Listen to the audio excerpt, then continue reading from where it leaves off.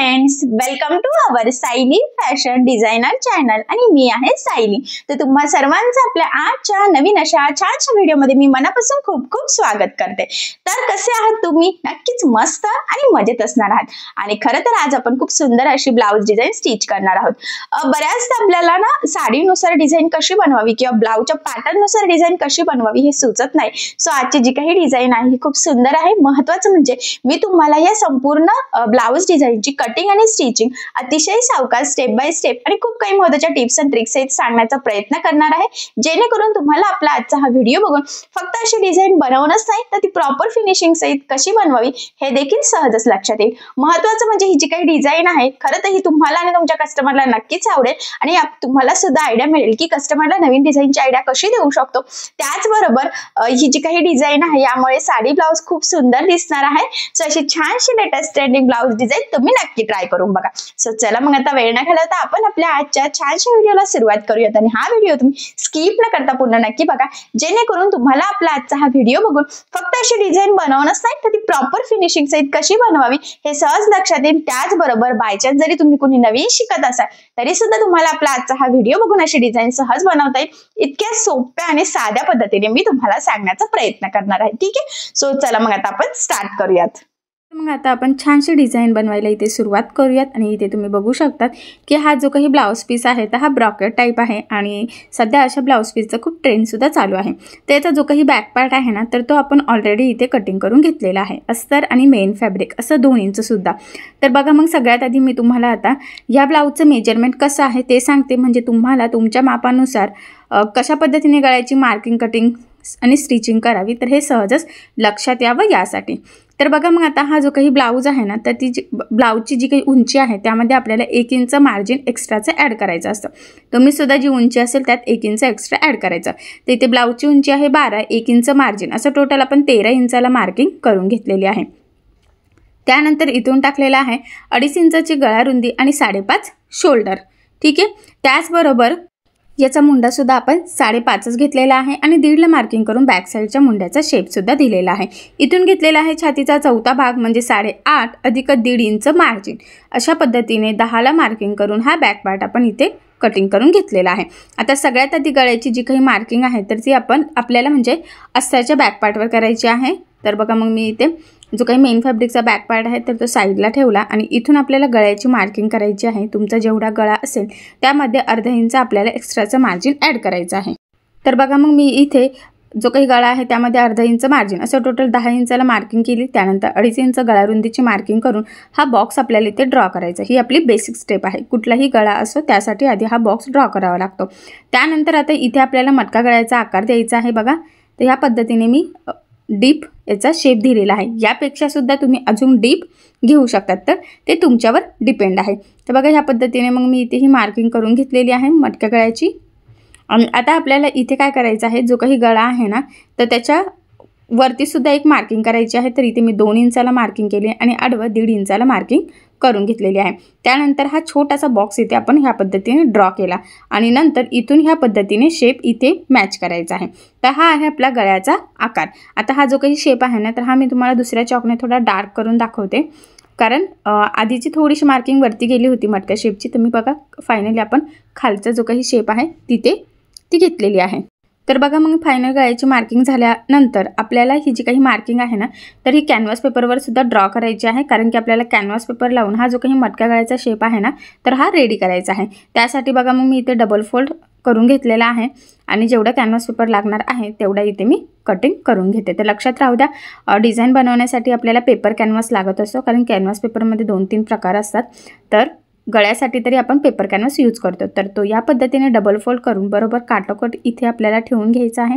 इथे आपण एखादी पिनसुद्धा लावू शकतो, जेणेकरून आपलं ते हलणार नाही आणि गळा व्यवस्थित येईल, तिरका वगैरे जायला नको यासाठी। तर बघा इथे मी पिन लावली आणि त्यानंतर ह्या पद्धतीने ठेवल्या। फेंट गळ्याची मार्किंग दिसते तर ती फक्त आपल्याला स्केच पेनच्या साहाय्याने इथे डार्क करून घ्यायची आहे। बघा ठीक आहे, तर फक्त आपण इथे मटक्या गळ्याचा शेपच ड्रॉ करतोय। त्यानंतर हा सुद्धा करायचा, त्यानंतर फक्त आपल्याला लक्षात यावं यासाठी। ठीक आहे, हे बघा आता हा शेप ड्रॉ झाल्यानंतर हा जो काही आकार आहे ना, तर ॲक्च्युली हाच आपल्याला बॅक साईडला सुद्धा ड्रॉ करून घ्यायचा आहे कॅनव्हास पेपरच्या दुसऱ्या साईडला. तर तो आता आपण करून घेऊयात. तर बघा तो फेंट इकडे दिसतोय, तर तो फक्त आपल्याला डार्क करायचा आहे. या स्टेपमुळे काय होतं की सेंटरपासून दोन्ही पण शेप आपले सेम येतात, गळा तिरकं वगैरे जाण्याचे चान्सेस राहत नाही, याचाच अर्थ फिनिशिंगसुद्धा प्रॉपर येते. तर बघा ह्या पद्धतीने मार्किंग करून घेतल्यानंतर आता आपल्याला काय करायचं आहे की इथून कट केलं. ॲक्च्युली वरती थोडं तिरकं होतं तर ते सरळ केलं. आता कटिंग करताना कुठून कट करायचं, तर बघा आधी आपल्याला फक्त वरचा जो काही शेप आहे ना, तर तोच इथे कट करून कॅनव्हास पेपरने करायचा आहे. मटका गळ्याचा शेप आपण नंतर करणार आहोत, ठीक आहे. तर बघा मग मी ह्या शेपमध्ये हा कॅनव्हास पेपर इथे कट करून घेतलेला आहे. त्याचा सेंटर काढला आणि आता सगळ्यात आधी आपल्याला मेन फॅब्रिक आणि अस्तर एकमेकाला जोडून घ्यायचं आहे. त्यासाठी बघा मी मेन फॅब्रिक सरळ ठेवलं आणि त्यावर आपण कटिंग केलेला बॅक पार्ट ठेवून घेतला. त्याचीसुद्धा सेंटरची मार्किंग केली. त्यावर आता आपल्याला ह्या पद्धतीने कॅनव्हास पेपर ठेवायचा आहे आणि सगळ्यात आधी आपल्याला मध्यभागी एक टीप मारून घ्यायची आहे, जेणेकरून सेंटरपासून गळ्याचा शेप प्रॉपर दोन्ही साईडला सेमच येईल. तर बघा बऱ्याचदा आपण कॅनव्हास पेपर सेपरेट अस्तर लावून सुद्धा लावू शकतो, पण हा ट्रान्सपरंट ब्लाऊज पीस नाही आहे, त्यामुळे तुम्ही डायरेक्ट लावला की ह्या स्टेपमुळे काय होतं की आपला कमीत कमी टाईममध्ये कॅनव्हासचा गळा रेडी होतो.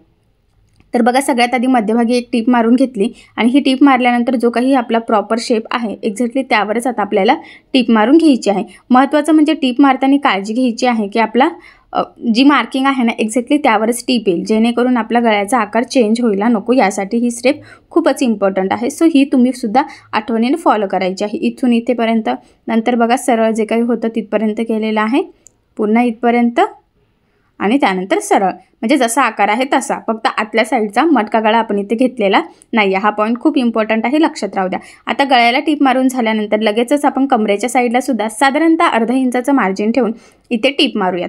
ॲक्च्युली आता ह्या स्टेपमुळे काय होतं की गळा आणि कमरेचा पार्ट आपला दोन्ही सोबतच रेडी होतो, त्यामुळे इथे आपल्याला कमरपट्टी लावण्याची गरज पडत नाही आणि आपला टाईम वाचतो देखील आणि फिनिशिंगसुद्धा छान येते. एक्स्ट्राचं मी इथे कट केलं.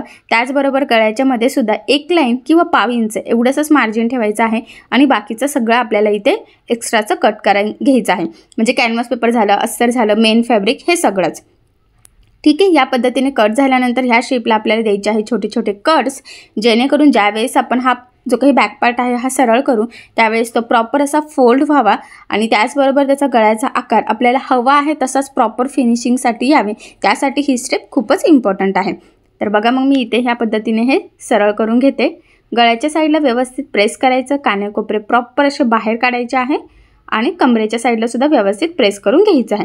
आता सगळ्यात आधी द्यायची आहे आपल्याला गळ्याच्या साईडला दाबटीप. तर बघा इथे दाबटीप देताना काळजी घ्यायची आहे की आपला जो काही अस्तरचा कपडा आहे तर तो वरती दिसणार नाही, जेणेकरून आपली गळ्याची फिनिशिंग बिघडायला नको. फिनिशिंगसाठी ही खूपच इम्पॉर्टंट टीप आहे, सो ही तुम्ही आठवणीने फॉलो करा. आणि एवढंच नाही तर कानेकोपरेसुद्धा प्रॉपर येतील याचीसुद्धा आपल्याला काळजी घेत ह्या पद्धतीने इथे प्रॉपर असं फिनिशिंगसहित दाबटीप देऊन घ्यायची आहे आणि तुमच्या इथे लक्षात सुद्धा येईल की एकदम छान असं फिनिशिंगसहित आपला इथे हा गळा रेडी होत आहे. तर मी तुम्हाला एकदा दाखवते सुद्धा. हे बघा किती सुंदर असा शेप आलेला आहे, जसं आपल्याला हवा आहे तसाच, ठीक आहे. त्यानंतर आता लगेचच आपण कमरेच्या साईडला सुद्धा दाबटीप देऊन घेऊयात आणि इथे सुद्धा काय करायचं आहे, अस्तरचा कपडा वरती दिसणार नाही याची काळजी घ्यायची आहे, म्हणजे कमरेचा साईडसुद्धा आपला प्रॉपर असा फिनिशिंगसहित रेडी होईल. याचाच अर्थ आपली डिझाईन आणि ब्लाऊज सगळंच प्रॉपर असं फिनिशिंगसहित छान असं तयार होईल. तर बघा मग इथे फायनली आपण कमरेच्या साईडला सुद्धा दाबटीप देऊन घेतलेली आहे. इथे बघू शकतात कमरपट्टी लावण्याची गरज नाही आणि कमीत कमी टाईममध्ये आपलं अस्तर जोडलं गेलेलं आहे, म्हणजेच गळा आणि कमरेचा पार्ट रेडी झाला. त्यानंतर ह्या पद्धतीने जेवढं शक्य आहे तेवढं कमीत कमी मार्जिन पकडत आपल्याला इथे अस्तर आणि मेन फॅब्रिक कडेकडेने जोडून घ्यायचं आहे. सगळ्यात महत्त्वाचं म्हणजे हे जोडताना कुठे गोळा होणार नाही याचीसुद्धा आपल्याला काळजी घ्यायची आहे. मुंड्याची शेप वगैरे काही चेंज होणार नाही, या छोट्या छोट्या गोष्टींची काळजी घेत या पद्धतीने आपण हा संपूर्ण बॅक पार्ट कडेकडेने जोडून घेतला. आता हे जोडल्यानंतर याचं जे काही एक्स्ट्राचं मेन फॅब्रिक म्हणजे ब्लाऊज पीसचा कपडा जो एक्स्ट्राचा आहे तर तो कटिंग करून इथे परफेक्ट मापाचा बॅक पार्ट आपल्याला रेडी करून घ्यायचा आहे. कारण तुम्हाला सगळ्यांनाच माहीत आहे की अस्तरवर आपण परफेक्ट कटिंग करतो, पण ब्लाऊजचा जो काही मेन फॅब्रिक असतो म्हणजे ब्लाऊज पीस तर तो आपण थोडंसं एक्स्ट्राचं मार्जिन ठेवून कटिंग करत असतो, जेणेकरून स्टिचिंग करताना आपल्याला सोपं जावं यासाठी. म्हणूनच ह्या पद्धतीने आधी आपण हा परफेक्ट असा बॅक पार्ट रेडी केला. गळासुद्धा प्रॉपर फिनिशिंगसहित इथे आपला तयार झालेला आहे. त्यानंतर आपल्याला इथून बघा मटक्या गळ्याचा जसा आकार आपण ड्रॉ केला होता ना तसाच इथे आकार काढून घ्यायचं आहे आणि एकदा मी चेक केलं की ते 2 इंच आहे की नाही, म्हणजे आपण मार्किंग करताना त्याच पद्धतीने दिलं होतं म्हणून. ठीक आहे, आता बघा हे प्रॉपर असं मार्किंग झालं. तर ह्या पद्धतीने पुन्हा फोल्ड करून अलगत प्रेस करायचं आहे बघा ह्या पद्धतीने, म्हणजे तीच मार्किंग दुसऱ्या साईडला सुद्धा होईल. ठीक आहे, आणि त्यानंतर बघा मग इथे मी थोडासा कपडा घेतलेला आहे. आता हा बघू शकता तुम्ही 2.5 इंचाचा म्हटलं तरी चालेल. 2 इंचाची पट्टी हवी आहे आपल्याला. तर मी दोन्ही साईडनी मार्किंग करून घेतली आणि बरोबर आपल्याला ह्या पद्धतीने इथे दोन्ही साईडने टीप मारून घ्यायची आहे. आणि तुम्ही इथे बघू शकतात की ह्या प्रॉपर फिनिशिंग सहित बो इथे सिंपल पद्धतीने मी रेडी करून घेतलेला आहे. 2 इंचाचा आहे, मध्ये एक गोल्डन बटन लावलेला आहे. आता हा जो काही रेडी झालेला बो आहे तर हा आपल्याला इथे मध्यभागी लावून घ्यायचा आहे टीप मारून. तर आता आपण टीप मारून घेऊयात. तर बघा मग बरोबर जिथे मार्किंग केलेली होती ना, म्हणजे जो काही आपली आडवी पट्टी आहे ती त्याच लेवलमध्ये आपल्याला तो बो लावायचा आहे बरोबर. मग मी त्याच लेवलमध्ये टीप दिली. सेम दुसऱ्या साईडला सुद्धा फक्त त्याच लेवलमध्ये इथे टीप देऊन घेते. लक्षात राहू द्या स्टार्टिंग एंडिंगला थोडंसं लॉकसुद्धा करायचं आहे, जेणेकरून ते लवकर निघण्याचे चान्सेससुद्धा राहणार नाही. ठीक आहे, आता बघा दोन्ही साईडने टीप मारून झालेली आहे. आणि यानंतर आता आपल्याला इथे बोच्या कडेला जे काही एक्स्ट्राचं आहे ना तर ते सुद्धा कट करायचं आहे. तर बघा मग ह्या पद्धतीने व्यवस्थित ते कट करून घेतलेलं आहे. आणि हे कट केल्यानंतर इथे आता आपल्याला एक लेस यूज करायची आहे. तुम्ही तुमच्या आवडीनुसार कुठलीही लेस इथे यूज करू शकतात. गोल्डन तर शक्यतो कुठल्याही लेसवर मॅच होते, म्हणजे गोल्डन कुठलीही लेस कुठल्याही कलरवर कुठल्याही ब्लाउजवर इझिली मॅच होत असते. पण इथे मी जे काही लेस वापरणार आहे तर ती ह्या पद्धतीचे बघा, ज्या कलरचा बो आहे ना तर त्या कलरची लेस आहे, म्हणजे त्रिकोण त्या कलरचे आहे आणि गोल्डन आणि तो कलरचं कॉम्बिनेशन आहे. मी पुन्हा सांगते, तुम्ही तुमच्या आवडीनुसार कुठलीही लेस लावू शकतात. आणि ह्या पद्धतीने मी फक्त तेवढ्याच शेपला इथे लेस लावून घेतली आणि इथे लेसला डबल टिपसुद्धा देऊन घेत आहे. मी बऱ्याचदा सांगत असते की लेस जाड बारीक कशीही असो शक्यतो त्याला डबल टिप देत चालायची. तर इथे सुद्धा तुम्ही डबल टिप देऊन घ्या, मी सुद्धा दिलेली आहे. सेम बरोबर त्याच लेवलमध्ये दुसऱ्या साईडला सुद्धा आपल्याला लेस लावून घ्यायची आहे. लेस लावताना आपला बो त्यामध्ये व्यवस्थित कडेने पॅक होईल याची काळजी घ्यायची, म्हणजे तिथून धागे निघण्याचे चान्सेससुद्धा राहणार नाही. ठीक आहे, आणि इथे सुद्धा आता मी डबल टिपच देऊन घेत आहे. तर बघा अशा पद्धतीने दोन्ही साईडला आपण इथे ही लेस त्रिकोणवाली जी होती तर ती लावून घेतली. आणि सध्या त्रिकोण लेसचं खूप ट्रेंड चालू आहे, सो तुम्ही सुद्धा ही लेस यूज करू शकता. त्यानंतर गळ्याच्या साईडला सुद्धा हीच लेस वापरणार आहे मी. तुम्ही वेगळी पण यूज करू शकतात किंवा सेमसुद्धा, शक्यतो सेम करायची म्हणजे डिझाईनला छान असं लूक येईल. आणि जी मार्किंग केलेली आहे मटक्या गळ्याची बरोबर त्याच मार्किंगवर आपल्याला ही लेस लावायची. महत्त्वाचं म्हणजे ही लेस लावताना खालच्या साईडला पुन्हा त्या 2 लेस दाबल्या जातील, म्हणजे तिथून लेससुद्धा खराब होणार नाही आणि त्याचंसुद्धा धागे वगैरे निघणार नाही. तर याची आपल्याला काळजी घ्यायची आहे. तर बघा मग व्यवस्थित कडेकडेने आपण ह्या पद्धतीने ती लेस लावून घेतलेली आहे. आणि एक्स्ट्राची आता मी इथे कट करते. आणि ही जी काही लेस आहे ना तर इथे सुद्धा मी डबल टिप देऊन घेत आहे, म्हणजे ती व्यवस्थित पॅक होईल. महत्त्वाचं म्हणजे लेसला डबल टिप देण्याचे 2-3 फायदे आहेत. ती लवकर म्हणजे व्यवस्थित पॅक होते, लवकर खराब होण्याचे चान्सेस राहत नाही. त्याचबरोबर फिनिशिंगसुद्धा व्यवस्थित येते आणि सगळ्यात महत्त्वाचं म्हणजे लेस तरंगल्यासारखी सुद्धा दिसत नाही. ठीक आहे, तर बघा प्रॉपर फिनिशिंग सहित आपण दोन्ही साईडला इथे लेस लावून घेतली. त्यानंतर बॅक साईडला आपल्याला टक्स टाकायचे आहेत. तर बघा जी काही सेंटरची मार्किंग आहे ना तर तिथून आपल्याला 4.5ला मार्किंग करायची आहे. कडेने अर्धा इंच आणि उभं 4 इंचचे टक्सची मार्किंग करून घेतली. दोन्ही साईडला सेम त्याच पद्धतीने केलेली आहे. आणि जी मार्किंग आहे बरोबर त्यावरच आपल्याला ह्या पद्धतीने घडी टाकत तिरका टक्स इथे टाकून घ्यायचा आहे. लक्षात राहू द्या टक्सला नेहमी डबल टिप द्यायची. आणि अजून महत्त्वाचं म्हणजे स्टार्टिंगला एंडिंगला व्यवस्थित लॉक करायचं, जेणेकरून टक्स लवकर खराब होणार नाही. याचाच अर्थ आपला ब्लाऊजसुद्धा लवकर खराब होणार नाही. तर बघा मग दुसऱ्या साईडला सुद्धा मी व्यवस्थित इथे डबल टिप देऊन ते लॉक करून घेतलेलं आहे. ठीक आहे, तर फायनली परफेक्ट फिनिशिंग सहित आपण इथे टक्स टाकून घेतले. त्यानंतर आता इथे बॅक साईडला आपल्याला नॉट लावायची आहे. तर तुम्ही तुमच्या चॉईसनुसार वाटत असेल तर ब्लाऊजच्या कपड्याची सुद्धा बनवू शकतात, पण मी इथे रेडीमेड गोल्डनची काही नॉट असते तर ती यूज करणार आहे. आणि एका डिझाईनसाठी किंवा एका ब्लाऊजसाठी आपल्याला 1 मीटर ती रेडीमेड नॉट सफिशियंट असते. तर बघा मग मी इथे 1 मीटर कट करते. त्यानंतर ती बरोबर सेंटरपासून कट केली आणि साधारणतः शोल्डरपासून 2.5 ते 3 इंच खाली आपल्याला ती नॉट लावून घ्यायची असते. त्याला डबल टिप देऊन व्यवस्थित लॉकसुद्धा करायची. आता बघा एका साईडची मार्किंग दुसऱ्या साईडला आपण करून घेऊयात, जेणेकरून दोन्ही साईडला एकाच लेवलमध्ये आपले नॉट लागले जातील, म्हणजे आपलं लेवल चुकणार नाही, फिटिंगला व्यवस्थित बसेल आणि फिनिशिंगसुद्धा प्रॉपर आहे. सेम त्याच पद्धतीने दुसऱ्या साईडला सुद्धा नॉट आपण इथे लावून घेतलेली आहे.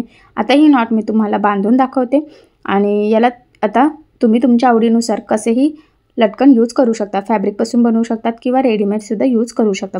तर इथे मी जे काही सिल्क थ्रेडचा आता सध्या खूप ट्रेंड चालू आहे, तर त्याचे सिंपल असे रेड कलरचे लटकन यूज करते.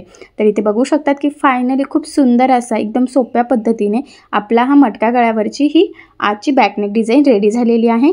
आणि नक्कीच या छानशा डिझाईनमुळे आपल्या ब्लाऊजला खूपच सुंदर असं लुक येणार आहे. बऱ्याचशा कस्टमरला मटका गळा हवा असतो आणि तो सुद्धा थोडासा कमी डीप हवा असतो, तर इथे सुद्धा कस्टमरला जास्त डीप नको होता, त्यामुळे आपण जरा कमी डीपमध्येच ही डिझाईन बनवलेली आहे. जर तुमच्या कस्टमरला डीप चालत असेल तर तुम्ही यापेक्षा डीप बनवू शकतात, नक्कीच छान असं लुक येईल. ठीक आहे, तर अशा पद्धतीने फायनली मटका गळ्यावर आपण एकदम सोप्या पद्धतीने एकदम कमीत कमी टाईममध्ये छान अशी डिझाईन बनवलेली आहे.